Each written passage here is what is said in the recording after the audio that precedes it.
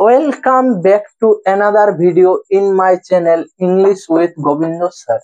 আজকে তোমাদের আমি একটা শর্ট স্টোরি নিয়ে বোঝাবো, যে শর্ট স্টোরিটি তোমাদের এইচএস এর থার্ড সেমিস্টারের সিলেবাসে রয়েছে এবং এই শর্ট স্টোরি থেকে তোমাদের 4টি এমসিকিউ আসে। এবং আজকের এই ভিডিওটা যদি তোমরা প্রথম থেকে শেষ পর্যন্ত দেখে নাও, তাহলে 4টি এমসিকিউ তোমাদের খুবই সহজ মনে হবে এবং পরীক্ষার হলে তোমরা করে আসতে পারবে। তাই যে এই the night train at Deoli, যেটা লিখেছেন রাস্কিন বন্ড, তিনি একজন বিশাল বড় ভারতীয় রাইটার বটে।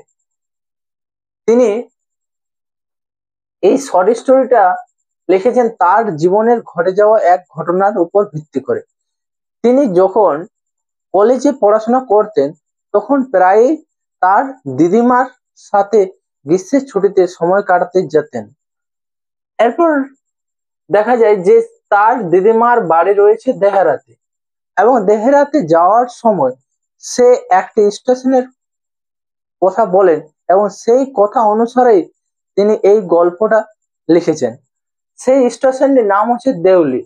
এই দেউলি স্টেশন থেকে তার দিদিমার বাড়ি 30 মাইলস দূরে রয়েছে, এবং এটা এমন একটা নির্জন স্টেশন যেখানে শুধুমাত্র একটি মাত্র প্ল্যাটফর্ম এবং একটি মাত্র অফিস রুম রয়েছে স্টেশন মাস্টারের জন্য। দেখো আমি এগুলো সব মেনশন করে দিয়েছি। একটা ওয়েটিং রুম রয়েছে। এখানে দেখো আমি লিখে দিয়েছি প্রতিটা দেউলির সম্পর্কে। দেখো, the a small station about 30 miles from Dehra, যেখান থেকে কি হচ্ছে এই যে নাইট ট্রেনটা এই দেউলি স্টেশনে পৌঁছায় সকাল 5টার সময়। দেখো আমি আগে বললাম যে অনলি লন প্ল্যাটফর্ম অফিসে। এবার সেখানে সেরকম ভাবে কোনো কিছুই যে বড় কিছু কিছু নেই। সেখানে শুধুমাত্র একটা ছোট টি স্টল দেখা যাচ্ছে, একটা ফলের দোকান দেখা যাচ্ছে, এবং সেই দেউলি স্টেশনে 10 মিনিট ট্রেনটা থেমে। লেখক এই 10 মিনিট থেমে থাকা ট্রেনটা নিয়ে তিনি ভাবেন যে এই স্টেশনে না কোনো ব্যক্তি ওঠেন, না কোনো ব্যক্তি নামেন, বা এখানে না কোনো রকম সেরকম ভাবে পরিবেশ রয়েছে, তাহলে কেন ট্রেনটা এখানে 10 মিনিট অপেক্ষা করে। তিনি লেখেন নিজে নিজে কোনোদিন ভেবেছেন যে আমি এখানে একদিন কোনোদিন নামবো এবং সেখানে থেকে এক গোটাটার পুরোটার যে দেউলির সম্পর্কে কিছুটা জানবো, সেই বা এই দেওয়ালের প্রাচীরের পর কি রয়েছে সেই নিয়ে তেনার মনে এক বিশাল আবেগ অনুভূতি জাগে। এইরকম প্রায় সে অনেক যাওয়া আসার সময় সেটা ভাবতে থাকেন। এরপর একদিন যখন সে তার দিদিমার সাথে দেখা করতে যায়, তখন সে দেখে যে একটি মেয়ে ঝুড়ি হাতে বিক্রি করার জন্য প্ল্যাটফর্মে হাঁটছিল, এবং লেখক প্রথমে তাকে দেখে এবং সে একভাবে তাকে তাকিয়ে থাকে, এবং মেয়েটি ঝুড়ি বিক্রি করার জন্য তার লেখকের জানলার সামনে আসে, এবং লেখক তার দিকে চেয়ে থাকে এবং মেয়েটি তার দিকে চেয়ে থাকে। এরপর দেখা যায় যে মেয়েটি যখন সে জানালা থেকে সরে আসে, তখন লেখকও তার বসার জায়গা থেকে সরে এসে স্টেশনের পাশে যে চায়ের দোকান, সেই চায়ের দোকানের দিকে এগোতে থাকে। এরপর মেয়েটি তাকে তার পেছনে পেছনে যায়। সে তাকে গিয়ে বলে যে তুমি একটা ঝুড়ি নেবে। লেখক বললো না, আমার ঝুড়ির প্রয়োজন নেই। লেখক বলছে যে লেখককে বলছে মেয়েটি যে নেও, এটা অনেক ভালো শক্ত কাঠ দিয়ে, শক্ত জিনিস দিয়ে তৈরি এবং খুব টেকসই হবে। লেখক বলল ঠিক আছে দাও, কারণ লেখক কি চাইছে যে মেয়েটির সাথে কথোপকথন করতে চাইছে। এরপর দেখো কথোপকথন করতে চাইছে। এখানে দেখো আমি মেয়েটি নিয়ে লিখেছি যে এ সল বেয়ার ফিট, মানে হচ্ছে তার একটা চাদর দিয়ে সে মুড়ে রেখেছে, কারণ এটা যে পার্বত্য অঞ্চলের যে হিমালয়ের পাদদেশের অঞ্চলের মধ্যে এই দেওলি স্টেশনটা পড়ে, তাই সেখানে প্রায় সময় আমাদের বিকাল ভোরবেলাতে আমাদের ঠান্ডা পরিবেশ থাকে। সেই জন্য সে একটা চাদর তার ঘাড়ের মধ্যে নিয়ে সে ঘুরছে, বেয়ার ফিট, তার কোনো পায়ে জুতো নেই। তার যে জামা কাপড়গুলো রয়েছে সেগুলো হচ্ছে যে অনেক পুরনো, এবং মেয়েটা অনেক যুবতী, পেল স্কিন, তার মৃদু স্কিনের ও চামড়ার একটা আলাদা কালার রয়েছে, এবং শাইনি ব্ল্যাক হেয়ার। তার চুলেরটা হচ্ছে কি চকচকে কালো চুল, এবং তার ডার্ক অ্যান্ড ট্রাভেল আইজ। এখানে লেখক তার চোখগুলোকে ট্রাভেল আইজ কেন বলেছে এটা ভাবতে হবে, কারণ লেখক যখন মেয়েটা প্রথমবার দেখে তখন তার মধ্যে ওই মেয়েটার প্রতি তার একটা আলাদা অনুভূতি জাগে তার মনে। সেই জন্য এবং সেই জায়গা থেকে তার কি হয়েছে, সেই জন্য লেখক তার চোখগুলোকে ট্রাভেল আইজের সঙ্গে তুলনা করেছে। মেয়েটা দেখো আমি এখানে লিখেছি সেলিং বাস্কেট। মেয়েটা কি কাজ করছিল, যে সেলিং বাস্কেট, বাস্কেট বিক্রি করছে, এ পিস ফর 1 রুপি। এরপর যখন লেখক কি করেছে, তার ওই যে ঝুড়ির বাস্ক থেকে একটা ঝুড়ি নিয়েছে এবং তাকে জিজ্ঞেস করলো এটার দাম কত, তখন বলে 1 টাকা, 1 রুপি। এরপর লেখক তাকে টাকা ঝুড়ি নেওয়ার সময় তার হাতের আঙুল স্পর্শ করার উম, উম, সাহস জোগায়নি। এরপর তার পরে কি হয়, যে বাস ট্রেনের আমাদের সিটি দেয়, সিটি দেওয়ার জন্য লেখক কি করে, তাড়াতাড়ি তার নিজের সিটে দৌড়ে চলে যায়, এবং মেয়েটির সাথে কোনো রকম আর কথা হয়নি, এবং তাকে বলে যে আমি ফিরে আসবো। এরপর দেখা যায় যে লেখক কি হয়েছে, যে চলে গেছে তার দিদিমার কাছে, এবং সে ফিরে আসছে। দেখো আমি এখানে লিখেছি লেখক কখন ভিজিট করেছে, সামার ভ্যাকেশন ইন দেহরা। সে সামার ভ্যাকেশনে ছুটির সময় কোথায় যাচ্ছে, দেহরাতে যাচ্ছে to visit his grandmother. তার গ্র্যান্ড মাদার কে ইন মে, কোন মাসে যাচ্ছে, মে মাসে। রিটার্ন এবং ফিরে আসছে কোন মাসে, জুলাই মাসে। এখান থেকে তোমাদের কোয়েশ্চেন এগুলোই থাকবে, আমি যেগুলো বলছি, যেগুলো পয়েন্ট করে লিখেছি সেগুলো তোমাদের কোয়েশ্চেন। যে সে মে মাসে যাবে এবং জুলাই মাসে আসবে, তাহলে তার হলো ক মাস, 2 মাস। তাহলে সেই যে 2 মাস সে ওইখানে স্পেন্ড করেছে তার দিদিমার বাড়িতে, সে তখন ওই মেয়েটার সম্পর্কে অনেক কিছুই তার কাছে আবছা হয়ে গেছে, কারণ সে ঘটনাগুলো যেটা ঘটেছে সেটা বেশি মনে রাখার মতো নেই, এবং লেখকের জীবনে আরো অনেক কিছু ঘটে গেছে। এরপর যখন সে ফিরে আসছে, যখন রিটার্ন আসছে, তখন ও যখন এরপর দেউলি স্টেশন পৌঁছাবে তার আগে থেকে তার মনে এক আলাদা উদ্বেগ কাজ করছে, যে আমি কি মেয়েটাকে দেখতে পাবো, মেয়েটাকে দেখতে পারলে আমার কি অনুভূতি হবে, মেয়েটা কি আমাকে চিনতে পারবে। এই নিয়ে সে তার নিজের মনে মনে চিন্তা করতে থাকে। এরপর যখন সে স্টেশনে পৌঁছে, তখন সে দেখে যে মেয়েটা প্ল্যাটফর্মে হাঁটছে। তখন সে তার কামরার থেকে যে সামনে দাঁড়িয়ে তাকে মেয়েটাকে হাই করতে থাকে। এরপর মেয়েটাও দেখে তাকে একটু মৃদু হাসি দিয়ে লেখক বুঝতে পারে যে মেয়েটাও আমাকে চিনতে পেরেছে এবং সেও আমার অপেক্ষায় করছিল। এরপর লেখকের মনে যে কি অনুভূতি হয়েছে, যে আমি মেয়েটাকে নিয়ে এখনই আমার সাথে নিয়ে চলে যাব ট্রেনে চাপি। সে ট্রেনের থেকে নামে মেয়েটার থেকে বাস্কেট গুলো নিয়ে দূরে রাখে, এবং তার হাত ধরে সে গল্প করতে থাকে, এবং সে বলতে থাকে যে আমি দিল্লি যাব। মেয়েটা বলছে আমার কোথাও যাওয়ার নেই। এখন এই নিয়ে তারপর একটু গল্প হওয়ার পর তাদের কি হয়েছে, ট্রেনের সেই আবার যে ডিস্টার্ব যেটা বলা হয়, ট্রেনের সিটি বেজে ওঠে। লেখক তাড়াতাড়ি ছুটে তার ট্রেন ধরার জন্য, এবং মেয়েটাকে বলে যায় যে আমি আবার আসবো, তুমি আমার জন্য অপেক্ষা করো।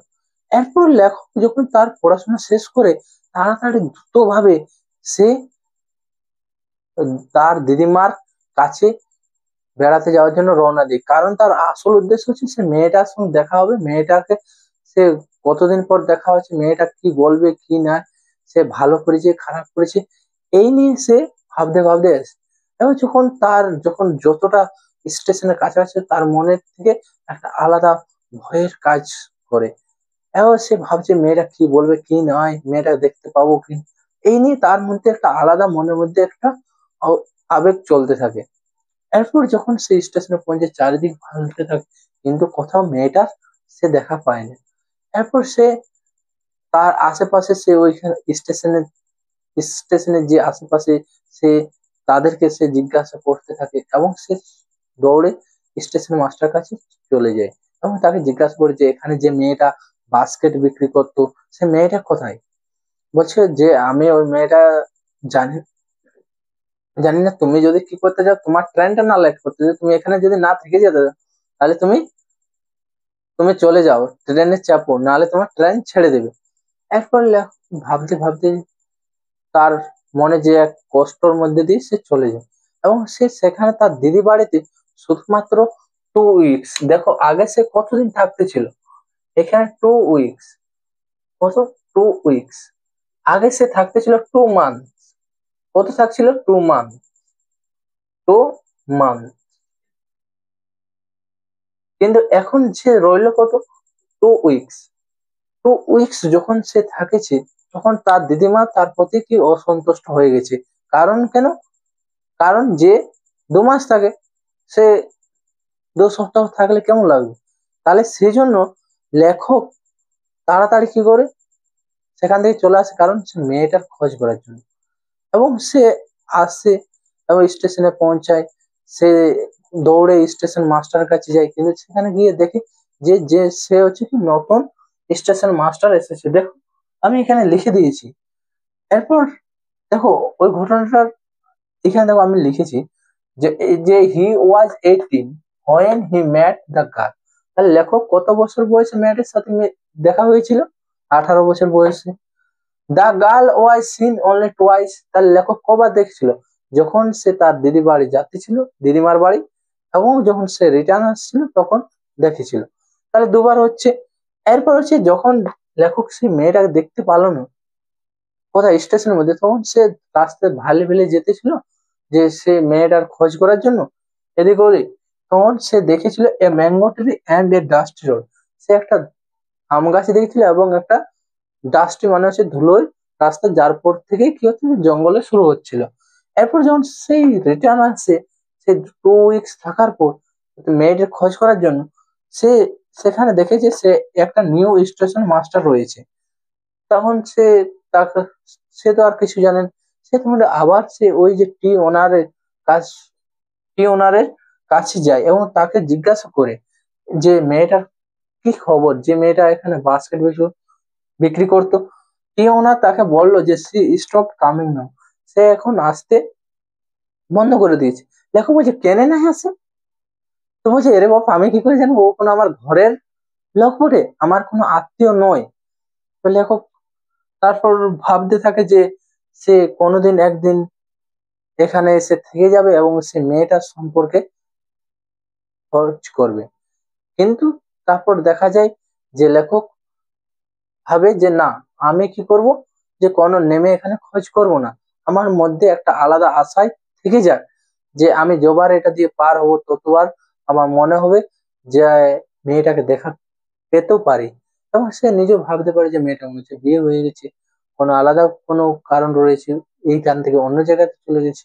এইভাবে সে নিজের মধ্যে থেকে ভাবতে থাকে, এবং সে নিজের মধ্যে ওই যে একটা আলাদা আবেগ, যে স্টেশন যখন পার হয়ে যাবে তখন সে, ধরো একটা মানুষ যদি জানে যায় যে ও মানুষটা নেই, তাহলে কোনো মানুষকে ওর প্রতি আর কোনো রকম আশা থাকবে না। সেই জন্য বলছি যে আমি ওর মেয়েটার কি হয়েছে কি হয়েছে সেটা আমি পুরোপুরি জানবো না। কারণ ওটা যদি জেনে যাই তাহলে আমার মেয়েটার জন্য যে আমার যে আলাদা একটা আবেগ, সেই আবেগটা নষ্ট হয়ে যাবে। তাই বলছি এটা আমার কাছে একটা কৌতূহলের মতোই থেকে যাক। এইভাবে আমাদের যে স্টোরিটা দ্য নাইট ট্রেন এট দেউলি শেষ হচ্ছে। তোমাদের যদি কোনো জায়গাতে কোনো রকম অসুবিধা থাকে তোমরা নিশ্চয়ই কমেন্ট করে জানাবে। এরপর আজকে আমি ভিডিওটা শুধুমাত্র টেক্সচুয়ালি ভাবে পড়াইনি, কারণ তোমাদের সামনে পরীক্ষা রয়েছে। এরপর অনেকে কি হয়েছে সম্পূর্ণ এই কম সময়ের মধ্যে পুরো টেক্সটটা কভার করতে পারবে।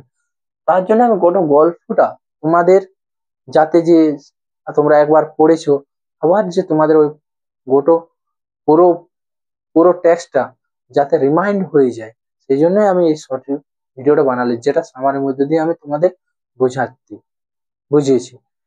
তাই এরপর যাদের কি হয়েছে, এই আমার পড়াটা ভালো লেগেছে এবং যারা দেখে যাচ্ছ এক্সামের আগে, এখন কাউকে সাবস্ক্রাইব করতে হবে না, তোমরা পরীক্ষার হলে গিয়ে দেখবে যে কোশ্চেন কমন আসছে কিনা। যদি কমন আসে তাহলে তোমরা এসে বাড়িতে এসে সাবস্ক্রাইব করে দেবে, বন্ধুদেরকে শেয়ার করে দেবে। হ্যাঁ, এখন কাউকে আমি সাবস্ক্রাইব করতে বলছি না। তোমাদের যদি ভালো লাগে পরীক্ষায় গিয়ে দেখো যে কমন আসছে, তাহলে ঠিক আছে। আমি একই ভাবে তোমাদের রাইডার্স টু দা সি পড়িয়েছি, স্টোন রুটস পড়িয়েছি, আর the night train at Deoli, এবং তোমাদের আমি আরো একটা, দেখবে আমার চ্যানেলে গিয়ে তোমাদের অনেক কিছু পড়ানো হয়েছে, সেগুলো তোমরা দেখে যাবে, নিশ্চয়ই তোমরা কমন পাবে। থ্যাংক ইউ, সবকে বেস্ট অফ লাক।